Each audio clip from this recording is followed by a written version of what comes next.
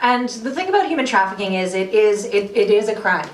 So there is an element of investigation. There's an element of prosecution. It's also a crime that has a victim to it. So it has someone who needs services. It has someone who might need shelter. They might need a case manager to get them access to benefits, that has a whole life that has been impacted by the situation, that also needs focus and needs a team of folks working in a lot of different capacities to address what happened. And so this model of a collaborative task force really has developed over the last several years, not just in New Hampshire, but across the country, realizing that there's so many people that need to work together to address this issue.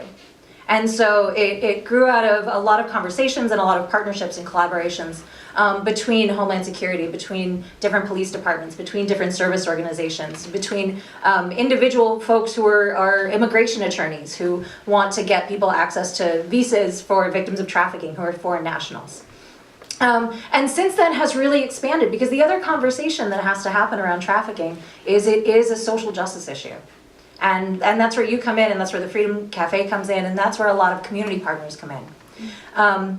And so what the task force is bringing together in a really centralized conversation all of these different stakeholders and all of these different actors saying, okay, each of us play an individual part. I am a prosecutor. I am not an investigator. I am not a case manager. I am not a dentist. I am not a tattoo removal specialist. But I can be really good at this one thing. And I want to work with a lot of other people who are really good at their one thing. And if we can come together on principles around how to address human trafficking, that it exists in every single industry we can think of, that it does not discriminate based on your age, based on your gender identity, based on your race, based on your documentation status, that we want to do victim-centered work where we take the person who is dealing with this and we put them at the center of this conversation. We say, what can we do? Because everything we do has to serve you first. If we do it in terms of trauma-informed work, where we say this is a traumatic experience and we're not going to put you up in front of a defense attorney who's going to tear you apart without knowing that you were supported going in, you felt good about knowing that you're going to be supported coming out. And so if we can come together on these individual principles, we might have different aims and different goals. Sometimes a case moves a lot faster than someone's recovery moves.